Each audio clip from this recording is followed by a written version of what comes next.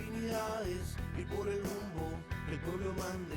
Latinidades, afinidades, que sepa el mundo, llega la patria grande. Llega la patria grande, un grito que se expande, el sable que se blande contra el blando y ese plan de dominación y fraude, sin traiciones que defrauden, puños que se cierran para que la convicción se guarde. Latinoamericano, cuestión geográfica, Latinoamérica hermano, integración empática frente a cotización, la concientización de la indignación hacia la digna acción en práctica. Afinidades, afinidades y por el rumbo el pueblo mande. Latinidades, afinidades, que sepa el mundo, llega la patria grande. La patria grande.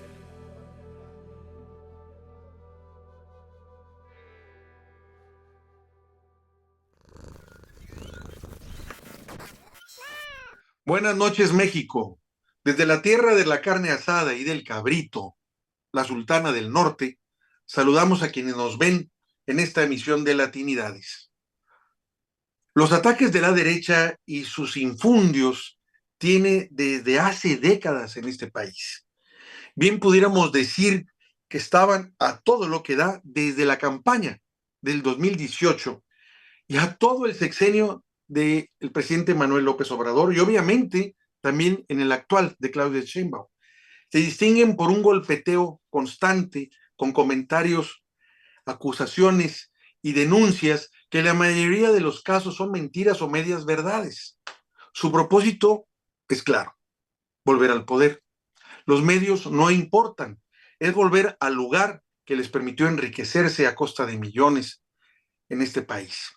Para hablarnos de esto y más, hoy nos acompaña un periodista e investigador que en lo personal sigo, Julián Mazoy. Gracias por estar aquí con nosotros. Gracias, Héctor, y gracias a Latinidades por tenerme acá.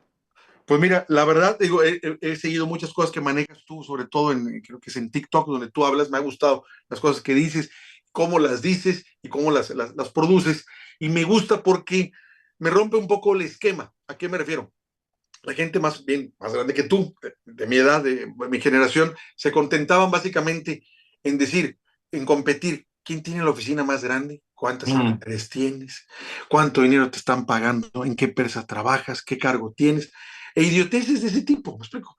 Porque de alguna forma, en ese momento, estaba empezando el neoliberalismo fuertemente y la idea que traían en ese entonces era En busca de la excelencia, que era un libro que en ese momento cambió mucho las mentalidades y que aprovecharon mucho las instituciones educativas y sobre todo las empresas para poder tratar de manejarse y conseguir muy buenos empleados, obviando los últimos capítulos del libro, en la que hablaban claramente en que la búsqueda de la excelencia y obsesiva, en la mayoría de todos los casos que analizaban, conducía al deterioro de las familias y divorcios, infinidades, porque la gente estaba más enfocada en su trabajo que en su familia, incluso en horarios que ya no eran laborales. Eso nadie lo decía, ¿no?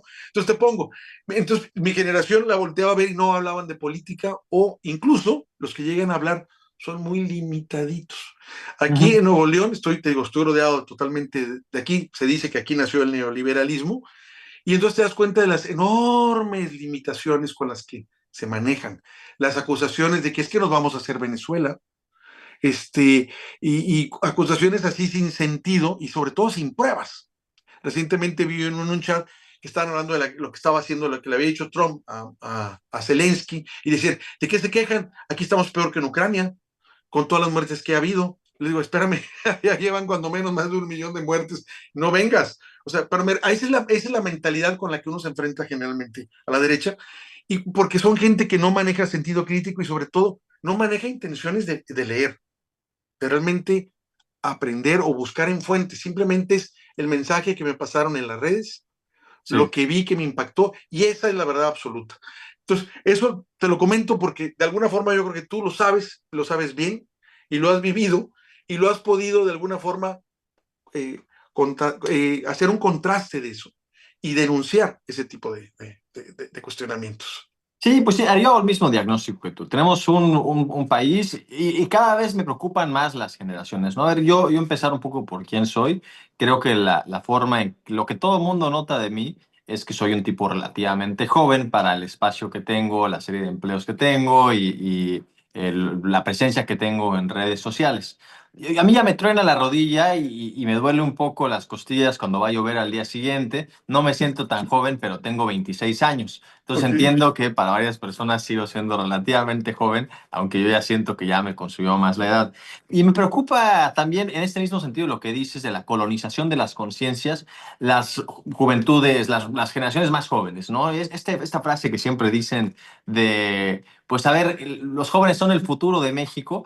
Pues si yo veo luego, cuando escucho eso, veo a los jóvenes que están a mi alrededor, a la gente que me rodea, y digo, pues mejor me voy a vivir a Guatemala si estos son nuestros jóvenes que van a ser nuestro futuro. No veo ni para dónde va esta madre, ¿no? Pues vámonos Ajá. al carajo y a ver si encontramos otro tipo de jóvenes en otro lado, que no estén tan apáticos, tan absolutamente colonizados. En algún momento uno iba a la UNAM o a cualquier universidad pública de este país hace 4 décadas y habían movimientos estudiantiles fuertes, Ujú. reclamos democráticos. Hoy existe poco más que voces aisladas que intentan alzar un poco un micrófono, tomar un salón de clases, pero muy poco más que eventos esporádicos rodeados de más bien gente que ha sido absolutamente consumida por los algoritmos.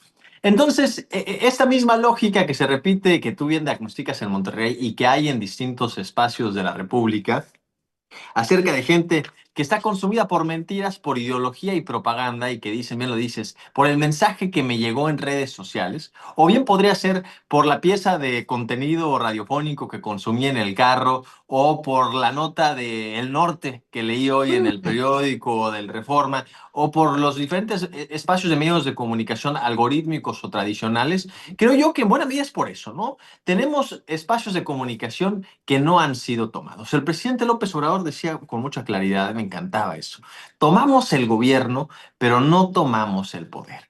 El poder está en una serie de espacios distintos a las estructuras de gobierno formal. También está ahí, pero el poder se debe tomar en términos más holísticos, mucho más amplios y conseguirse de forma distinta. Y el espacio que yo decido, donde decido yo hacer mi carrera, para contribuir desde la izquierda a la toma del poder, para que no solamente la izquierda en este país sea una anécdota que gobierne 1 o 2 sexenios sin tomar nunca realmente el poder, es el espacio mediático. Creo yo que hay que dar la batalla en cada una de las esferas públicas y privadas que existan.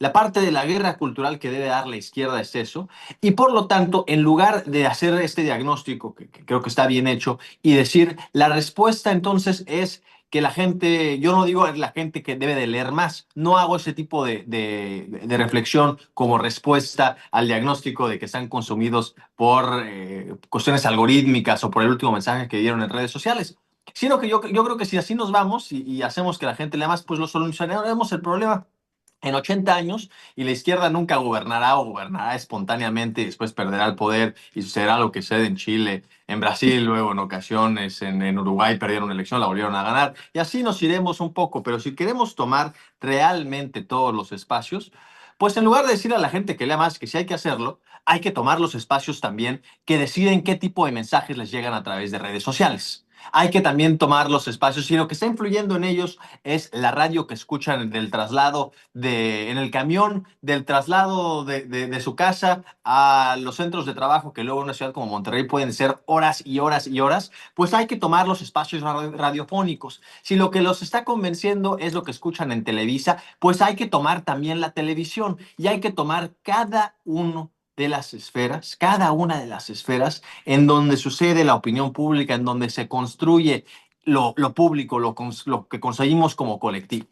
Y por lo tanto, yo asumo una responsabilidad en ese sentido y decir, pues sí, que la gente lea más, me parece muy bien y hay que hacerlo y impulsar la política pública adecuada para hacerlo y todo eso me parece bien, pero pues si el motivo por el cual la gente está consumida por la mentira es porque escuchan a Javier Alatorre, pues la izquierda debe de construir a un Javier Alatorre también. No únicamente esperar a que se termine de colonizar los cerebros a través de la lectura y que tomará 80, 100 años, 200, 300 o 500 años, sino tomar cada uno de los espacios y los momentos asumiendo la responsabilidad histórica que implica la izquierda y las facilidades que también implican que gobierna hoy hay un gobierno de relativa izquierda y de quizás un modelo económico propio y un nacionalismo relativamente fuerte también y con sus propias características, pero un poco eso es lo que yo creo que hay que hacer y por lo tanto doy la batalla desde el algoritmo, desde las redes sociales y desde los medios de comunicación formales, ¿no? Trabajo particularmente en la radio, trabajo en Radio Fórmula. En Radio Fórmula Sonora me integré ayer, fue mi primer día, o cuando vean ustedes esta transmisión, quizás hace 2 días. Eh, en la televisión pública trabajé hace unas semanas, salí de trabajar ahí, me integro posteriormente en un par de semanas a otro espacio televisivo y también trabajo en la radio del estado de Sonora y hago una labor periodística. Platicábamos fuera de cámaras con mi estimado Héctor y yo, que pues hay una responsabilidad y hay una importante labor que realizan aquellos que únicamente se dedican a la comunicación en redes sociales, los youtuberos. Y yo los valoro, entiendo lo que hacen, me parece que juegan su rol. No obstante, hace falta no únicamente tomar los espacios digitales, sino también en los medios de comunicación formales. Porque hay el gran mito de que quienes están en las redes sociales no están sujetos a los intereses del gran capital que son dueños de los medios de comunicación. Y hay algo de verdad en ello. Ya ha sido ampliamente diagnosticado por la amplia trayectoria en la que hemos convivido con los medios de comunicación. Noam Chomsky hace como este gran análisis al que todo el mundo siempre hace referencia en Manufacturing Consent, ese Sí. gran libro.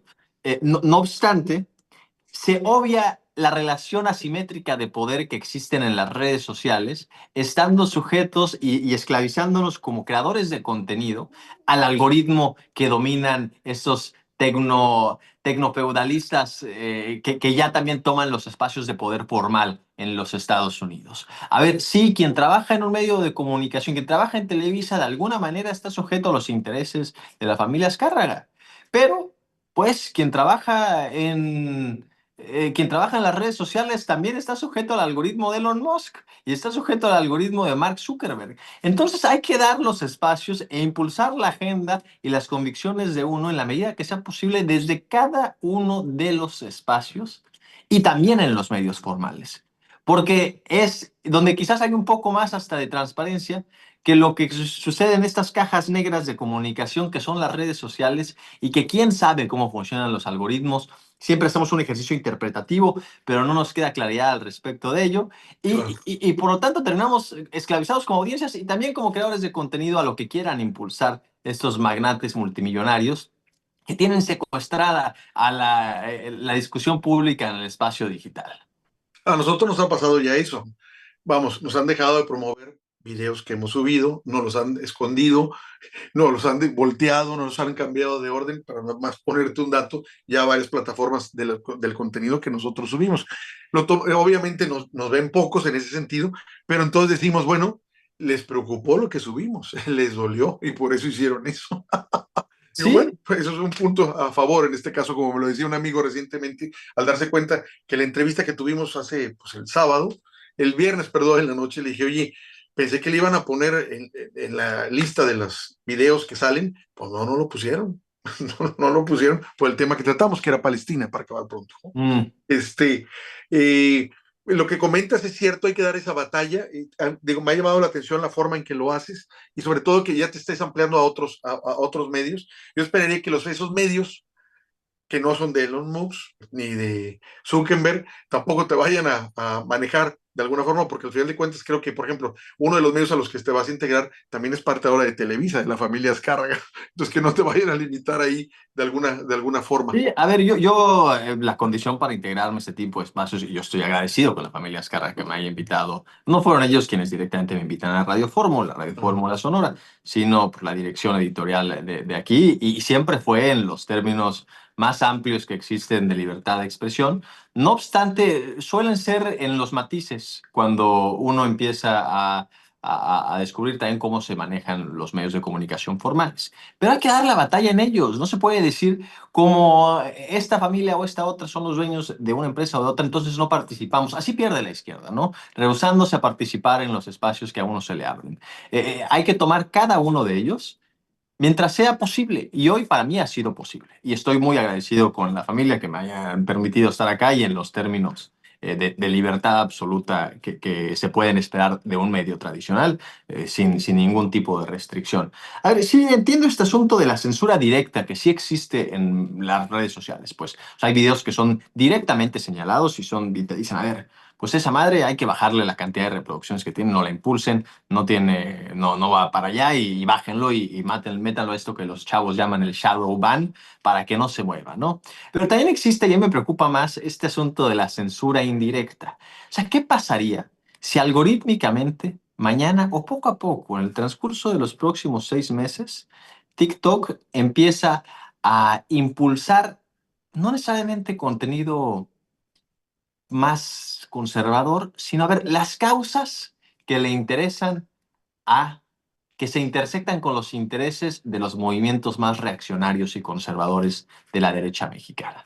O sea, ¿qué tal si algorítmicamente, poco a poco, en los próximos 6 meses, TikTok o Facebook o X o la que sea, empiezan a mostrar un 35% más de contenido relacionado con las causas que le interesa a la derecha conservadora mexicana? Es que ya están en eso. Mira, acabo de leer un artículo antes de empezar a hablar contigo, Ajá.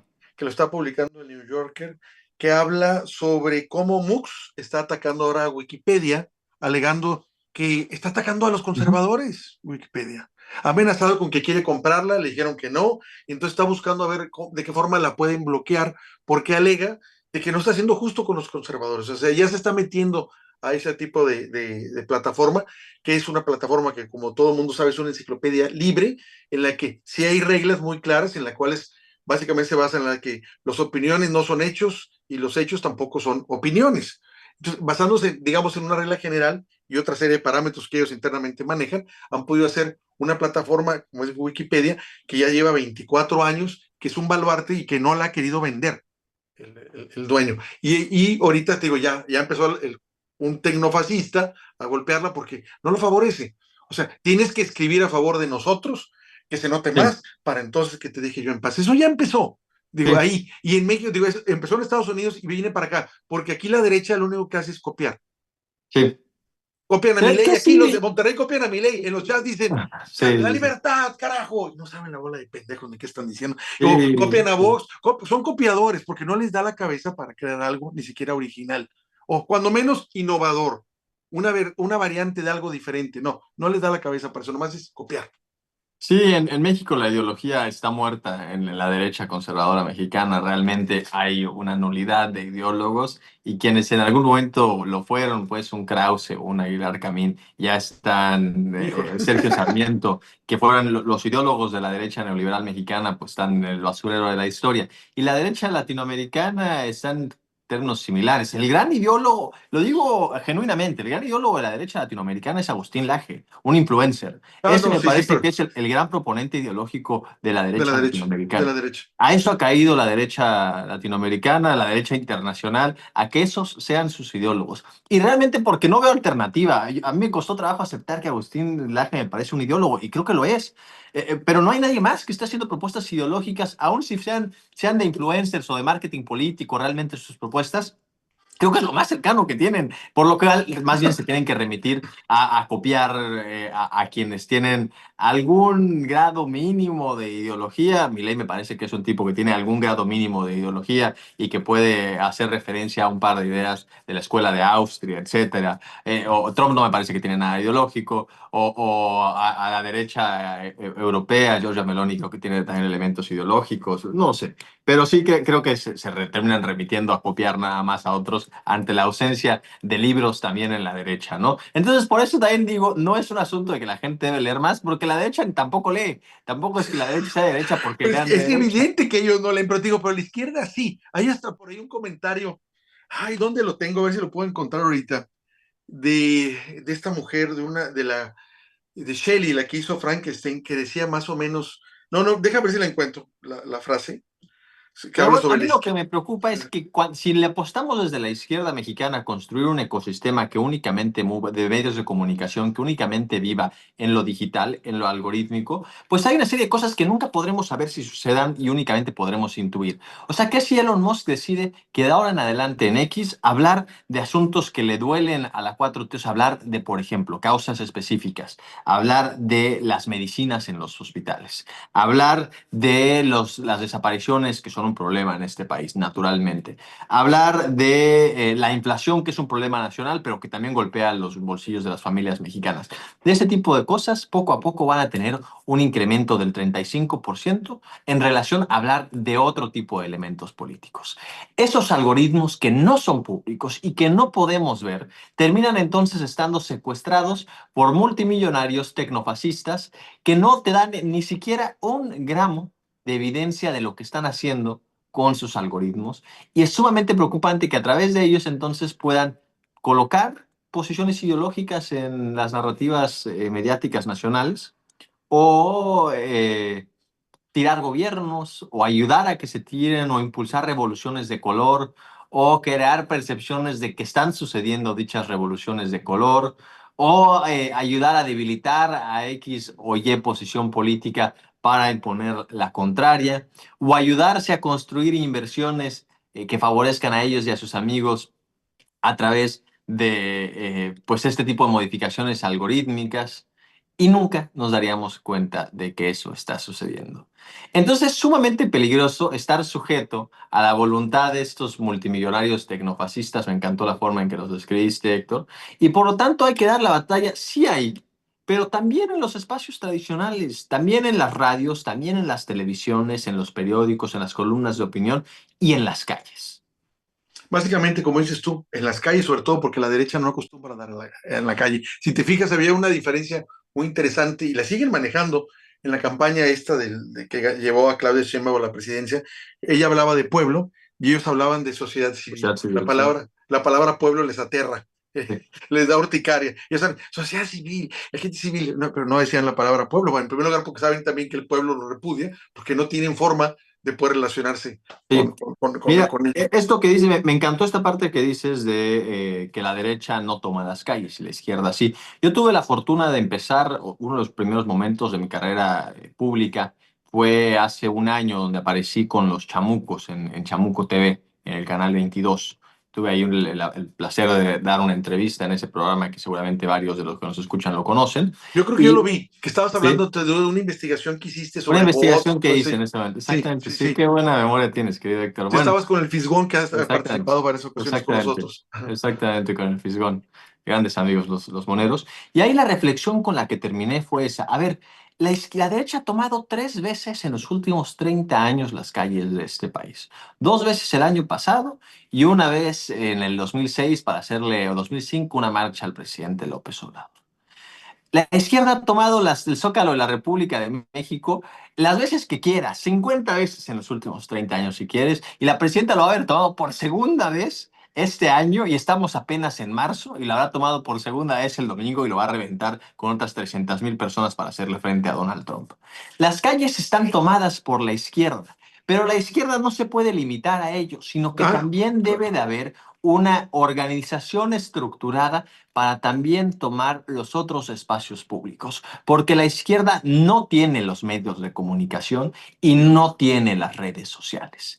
Y se deben de tomar esos espacios de igual manera que se toman las calles. A la derecha les encanta decirle a quienes asisten a estos eventos acarreados. Realmente no es que sean acarreados, es que hay un ejercicio de movilización popular. Es que la izquierda entiende que para tomar las calles se debe de organizar uno y se debe de poner de acuerdo con sus vecinos, con sus compañeros de trabajo, con quienes militan en los mismos espacios políticos, para decir juntos rentamos un camión y eso sí sucede. Y eso no significa ser acarreado, sino que existe una organización estructurada para poder ganar los espacios públicos. Y en esos mismos términos se debe de ganar los espacios públicos digitales y mediáticos. No sucederá de la nada, no podemos esperar a que lleguen de la nada el cuadros de izquierda a estos espacios en donde no se nos abren las puertas, sino que debe de ser de forma estructurada y aprovechar que tenemos un gobierno afín a la izquierda y a partir de ahí empezar a tomarlo de forma consciente, organizada, con grupos de WhatsApp,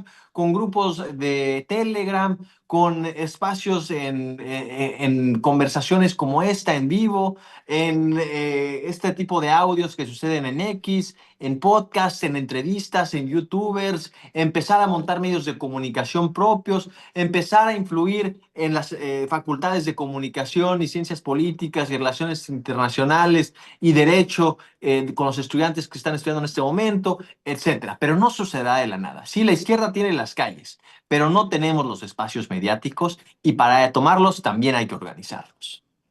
No, eso queda claro. Se tiene que ir, esa fuerza tiene que irse, vamos, resonando en otras más, porque si no queda constreñida precisamente nomás a la calle y el día que te la desaparezcan o te la bloqueas, ¿a dónde te vas?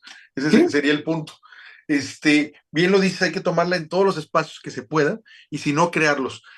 Cuando hablamos ahorita de las plataformas y de los dueños, sí está la cosa complicada porque ellos están sumando además ese puñado de empresarios millonarios de las plataformas, están sumando la inteligencia artificial, que no es otra cosa que manejarte al fin de cuentas. Ellos alimentan esa inteligencia en base a tus contenidos, en tus preferencias, y luego de esa forma te pueden manipular pues, relativamente muy, pero muy, muy fácil con los contenidos.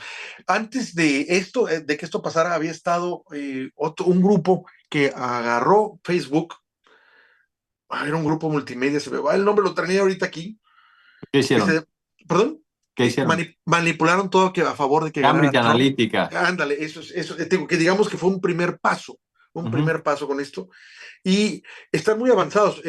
Hace 6 años, no voy a decir, fue en México, conocí a un español que se dedicaba a manejar este tipo de cosas y que estaba buscando que lo tomaran en cuenta el gobierno anterior. Él lo que decía, mira, a mí las redes no son nada, no nos interesan las redes. Entonces, y batallaba yo mucho para tratar que me dijera qué es lo que hacía. Al final de cuentas, lo que entendí era esto, que ellos tenían sistemas operativos, que me dicen, nadie trabaja con los sistemas norteamericanos, los sistemas con los que trabajamos para este tipo de cosas son israelíes y franceses. Me dice, los franceses son los más avanzados que hay prácticamente en el mundo. Entonces, no hablaba de los Estados Unidos, ¿eh? Y decían, ¿qué? Y yo decía, bueno, ¿y qué puedes hacer? Me decían, bueno, imagínate que tú tienes una alberca y cada persona que conoces, empresas, todos tienen alberca. Ellos me decían, ¿quieres que me meta a la alberca del otro? ¿Con qué profundidad quieres que lo haga? ¿O quieres que le quite la alberca? ¿Qué quieres que ponga en la alberca? No, para decir una metáfora. Al final de cuentas, ellos eran expertos y me decían que analizando tendencias, cuando había elecciones, ellos decían de 3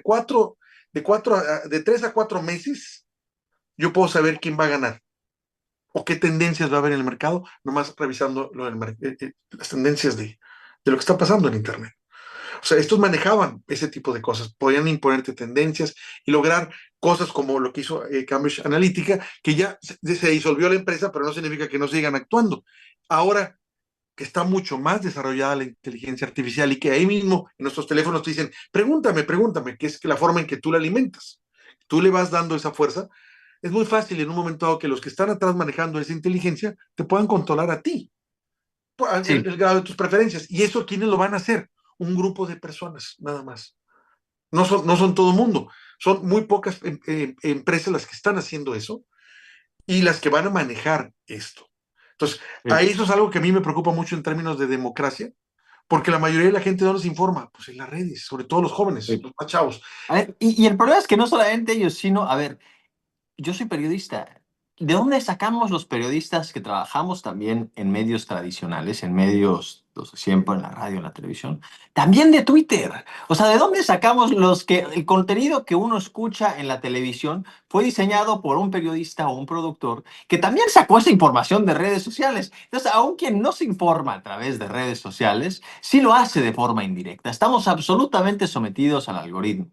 Y ¿Cómo se soluciona entonces esto? Yo creo que debe haber dos cosas. Uno, un ejercicio estructurado, planificado para que la izquierda se mueva de forma masiva hacia las redes sociales y que podamos impulsar contenidos. O sea, yo no entiendo por qué puesto de otra forma, para no sonar tan fresa diciendo, o sea, puesto de otra forma, no entiendo por qué es que si en este país hay no sé, 50.000 servidores de la nación, en la nación, que yo creo que realmente deben de haber unos 150.000, porque es que no hay, no existe. En cada uno de los TikToks que la presidenta saca, 150.000 likes de cada uno de los servidores de la nación, de forma inmediata y masiva, distribuida a través de grupos de WhatsApp. ¿Por qué es que si existe en la estructura burocrática de, no sé, o por qué es que si Morena tiene adentro, dicen que quieren llegar a 10 millones de militantes, ¿por qué no pueden organizarse también para que con cada tweet que saca la presidenta de la República tenga por lo menos el 1% de esos 10 millones, que uno de cada 100 le vaya a dar like de forma inmediata, veloz, para poder impulsar el mensaje y amplificarlo algorítmicamente? Entonces yo creo que esa es una de las formas, organizándose desde las calles para pasarlo a lo digital. Luego lo siguiente es, pues, tomando los propios espacios digitales a través de la construcción de nuevos cuadros periodísticos, de crear un ecosistema propio. Y luego lo más importante es que ya debemos de estar hablando de construir la alternativa. No podemos seguir sometidos a estos tecnofascistas y, si es posible y relativamente simple, construir una alternativa digital de redes sociales paralelas que puedan existir paralelamente a las existentes, especialmente aprovechando el bloque de izquierda que existe en América Latina. Brasil, México, Colombia, Chile, que no es muy de izquierda, pero que puede un poco luego decir que sí lo medio es, y el resto de los países que existen y que militan por lo menos en algún grado de cercanía ideológica o de afinidad ideológica, hay algún grado de entendimiento personal entre las presidencias, pueden empezar a planificar eso. A ver, empecemos con un modelo de código abierto, en donde México tenga su red social que sea construida con código abierto y que la comparta con las otras redes sociales que construyan el resto de los países, para poder empezar a crear un nuevo ecosistema digital en donde también se cree opinión pública. Y a partir de ello también pueden existir empresas particulares en cualquier parte del mundo que quieran sumarse a través de este ejercicio de código abierto, pues, para crear sus plataformas que compartan un modelo algorítmico similar, transparente, y en donde no puedan influir estos tecnofascistas. Pues este es un reto porque hasta donde sé, crear ese tipo de plataformas no es muy económico, no es muy barato, necesitas una fuerte inversión. Y No es tampoco una gran complejidad. El problema realmente es cómo le haces para llevar las audiencias. O sea, esto no cuesta mucho si tienes el público. Si tienes la gente que quiera estar ahí, funciona. Si nadie se suma, no funciona. Entonces, el asunto, el reto es realmente cómo lo hacemos para que no queden este tipo de ejercicios que no terminan de funcionar y que terminan saliendo cada 3 días. El Blue Sky, por ejemplo, fue el último alternativo Twitter que había salido y que me habían dicho que me metiera. No hay nadie ahí. ¿Cómo terminas para no construir una ciudad vacía? O sea, que la gente sí vaya a participar. Si logras que la gente, pues, se involucre, participe, y yo creo que es posible por el grado de politización existente en América Latina hoy, es un modelo muy, muy, muy rentable, y que tampoco debe de ser rentable. Es un ejercicio de seguridad nacional poder decir: ya no estamos sujetos al algoritmo de Elon Musk. Entonces se le puede perder dinero, no son tampoco gigantescas cantidades de dinero las que se deben de invertir en estos centros de datos requeridos. Las plataformas son relativamente simples de montar, y después de hacer código abierto, la gente también contribuye en la concepción de las mismas, pero eso es realmente, yo creo que la solución de fondo. No podemos seguir sometidos a Elon Musk, a Mark Zuckerberg, a Jeff Bezos y a Bill Gates. Son 5 hombres que terminan controlando todo el mundo, o a los chinos que controlan TikTok y que tampoco son transparentes con cómo funciona TikTok, y que parece que ya están también haciéndole concesiones algorítmicas e ideológicas a Donald Trump. No podemos estar sometidos a ellos, y se pueden construir alternativas, y yo creo que vale la pena apostarles. yo nomás me acuerdo que una vez comenté esto y sí me decían que eran inversiones cuando menos de más de $1 millón para que... Seguro, seguro, no, pero $1 millón tiene el gobierno de México, eso no representaría No, nada. sí, pero te digo, No, pero sí, tenía que pero ser sí, esa no, inversión. Y 10 millones de dólares si quieres, no, no, o sea, sí, $100 millones si quieres, digo, no, pero es no, una no, no, cantidad fuerte. sí, sí, sí, sí. Y la otra es, por ejemplo, el asunto de los medios de izquierda. ¿Cuántos hay medios de izquierda aquí en México? La Jornada, ¿cuántos más ubicas con izquierda? Y Pues mucha gente incluso cuestiona latitudes, que La Jornada sea latinidades. actualmente izquierda, ¿eh? Por algunos temas que toca y soy, pues más parecen a veces de derecha que de izquierda, La Jornada incluso. ¿Por qué? Porque la publicidad se va a los medios de derecha. La izquierda, como que los empresarios dicen, soltarle dinero a un de izquierda que me quiere quitar el dinero a mí por comunista y vete tú todo a saber todos los adjetivos y atavismos erróneos, al fin de cuentas, que dicen. Entonces no es tan fácil comercializar un medio de izquierda frente a uno de derecha que de entrada se pone como expansión a favor de los empresarios, no importa que se apoderen de todo el país y de todos los recursos del Estado. Esa es una limitante. Ahora, decir, bueno, es que el Estado nos debe de apoyar, está bien, pero no debe cargarse, yo digo, al Estado. Debe haberse alguna fórmula que pueda haber un medio de izquierda, como incluso también en Estados Unidos hay. Hay medios de izquierda, no muchos, pero los hay, y que funcionan muy bien. Jacobín es uno de ellos. El que Sí, creó Jacobín se volvió hasta. La gente que me llegó a presentar, el que fundó Jacobín, me dice, no, él ya no es de izquierda, ya se volvió empresario. Y dice, bueno, no puede ser de izquierda y ser empresario. Simplemente es algo que también se tiene que asumir, porque la gente de derecha, por ejemplo, aquí, no me tengo que ir muy lejos, aquí en Nuevo León, ven mal que si eres de izquierda puedas tener dinero. Tú tienes que vivir, como dicen, sí, sí, sí, fregados y jodidos, por Dios, su mentalidad. sí, Y ellos creen que por ser derecha entonces son ricos, y no son ricos, no tienen sí. dinero. La mayoría de ellos Hoy, viven endeudados, ¿sí? yo seré claro que creo que hoy sí hay, uno sí diré, y yo creo que hay una responsabilidad. La forma en que nacen todos los medios de derecha fue financiados a través de gobiernos de derecha. Los medios de derecha en México, la Televisa nace pues porque se las vendieron un gobierno de derecha, ¿no? Carlos Salinas privatiza, no sé en qué momento se privatizó la televisión La TV estatal y Azteca. luego TV Azteca, ¿no? TV Azteca, sí, exactamente. Y lo mismo con las concesiones radiofónicas, pues así funciona esto y sería absurdo negarlo.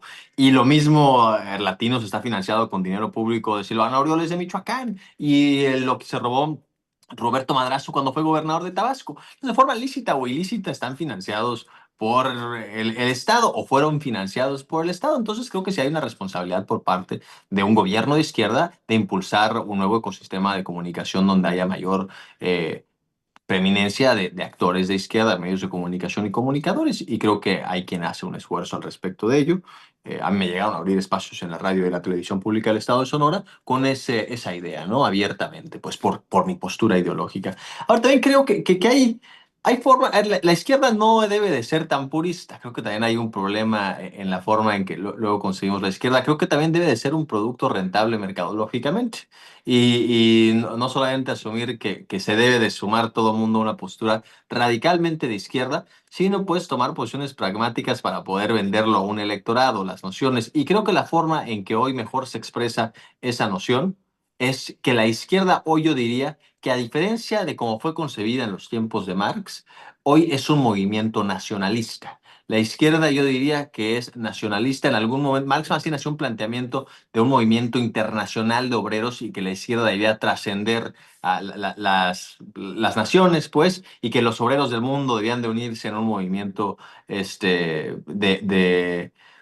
pues esto, un movimiento comunista internacional. Yo soy de la idea de que hoy eso ya no funciona y que más bien la forma de sacar adelante electoralmente un movimiento de izquierda es a través de un nacionalismo sólido, fuerte, consolidado, que defienda lo que significa ser un ciudadano mexicano, que defienda la mexicanidad como proyecto o la ucraniedad en Ucrania, pues, o la hispanidad en España, o que defienda lo que significa ser un ciudadano de Kazajstán en términos totales, y creo que también esa es la propuesta de la Cuarta Transformación. No es un movimiento internacionalista, sino que es nacionalista, y creo yo que sí hay diferentes elementos también del sector privado que se suman a esa noción y decir, a ver, hoy lo que significa ser mexicano, la noción que hemos construido como nación, como Estado en este territorio histórico, eso, lo que significa ser mexicano hoy está en riesgo. Hoy puede cambiar en términos radicales lo que hemos definido como nación, que significa haber nacido en el territorio mexicano. Lo que hemos decidido como nación, que significa ser mexicano. Y eso es a lo que vale la pena ser defendido ante las amenazas de Donald Trump o del propio algoritmo o del ecosistema de medios que busca someter a México para destruir este proyecto de la mexicanidad. Entonces creo yo que sí hay elementos a través de este nacionalismo de hacerlo también más rentable electoralmente y con gente que busque financiar este tipo de espacios, ¿no? En términos publicitarios, ¿sí? Y creo que hace falta gente que no solamente defienda a la izquierda desde un sentido de clase, sino también como un sentido de defensa de la patria, ¿no? Yo también, además de ser un hombre de izquierda, me considero un tipo profundamente nacionalista. Mira, ¿cómo ves ahora las cosas tú? Había una forma de operar cuando estaba Andrés Manuel López Obrador, que de alguna forma manejó siempre la agenda y les llevaba 2 pasos adelante a toda la derecha.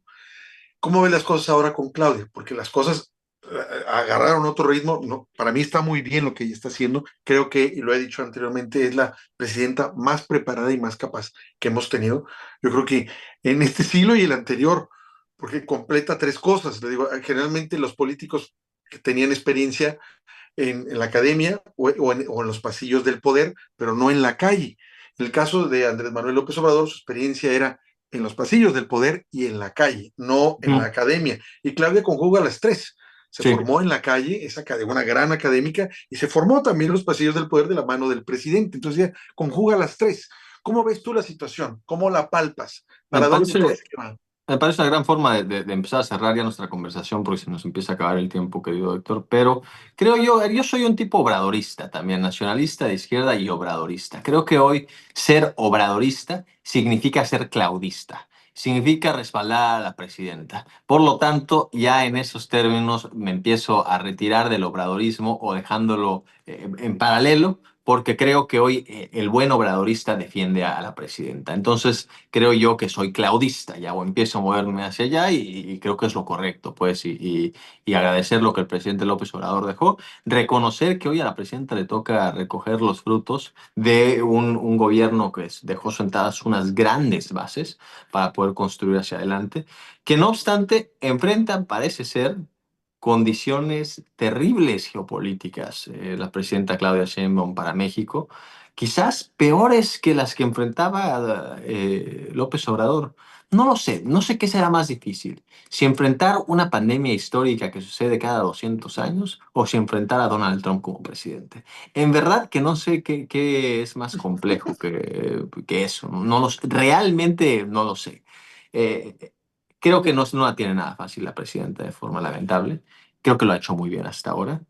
Pero también creo que hay que empezar a hacernos la pregunta, y contará con mi respaldo siempre, pero dentro de los espacios de izquierda hay que empezar a hacernos la pregunta de qué tanto vale ceder hacia Estados Unidos para sostener un modelo desigual económicamente, un modelo de sumisión al que nos quieren meter, para sostener un tratado de libre comercio que ha sido favorable en algunos términos, pero que resulta en ocasiones ya casi fetichizado, como si fuera Dios mismo este tratado de libre comercio renegociado y refirmado, pero ¿qué tanto vale la pena, cuánto vale la pena ceder? ¿Dónde está la línea en que uno debe decir, pues ya pónganos los aranceles si es que es necesario, pero México sigue adelante, estamos sólidos, llevamos bien y no tenemos nada que temer porque hay unidad, consenso en torno a la figura de la doctora Claudia Sheinbaum Pardo y podemos asumir lo que venga hacia adelante porque somos un proyecto nosotros, un proyecto que le abre las puertas a la inversión de Estados Unidos y que quiere construir con ustedes, pero pues que tampoco hay que estar dispuestos a ceder en todo y en cada momento para sostener este modelo que empieza a hacer cada vez menos sentido a nivel global. Conforme van pasando los días, ¿no? Y conforme van pasando los días empieza a ser mucho más sentido un modelo de una multipolaridad de la cual ya se ha hablado en exceso en todos los espacios. Pues mira, como sé que ya tienes el tiempo corto, pues te quiero agradecer el espacio que nos diste, escuchar tus palabras y estar atentos a ver cómo evoluciona lo que tú estás haciendo en los medios en el que estás, cómo vas ganando tú esos espacios, como dices tú, quitándoselos a la derecha o cuando menos compartiéndolos con ellos, pero dándoles contrarréplica y discutiendo cómo debe ser para ganar lugares donde generalmente la izquierda no está, que es en los medios. Afortunadamente, como mencionaste, los youtubers sí hay, y muchos, y qué bueno que ahora hay, pero necesitamos ir, como dices tú, eso es un rol. Hay más roles y hay más lados que jugar. pues no te quito más tiempo, Julián, estamos en contacto, que tengas buenas noches allá. No, te lo agradezco mucho, querido Héctor. Sí, vamos a ver cuándo la repetimos. Me pareció muy buena. Muchísimas gracias por haberme tenido acá. Y sí, síganme en redes sociales. Me encuentran con mi apellido y después mi nombre. Mazoy Julián, es Mazoy. Seguramente ya me habrán visto, a lo mejor no se han dado cuenta. Y si nunca me han visto, lo disfrutarán mucho, particularmente en TikTok, que es en donde estoy fuerte, pero me harán un gran favor si me ayudan a fortalecerme en las otras, en Instagram en particular, en Twitter también tengo bastante audiencia y en Facebook también me va nada mal.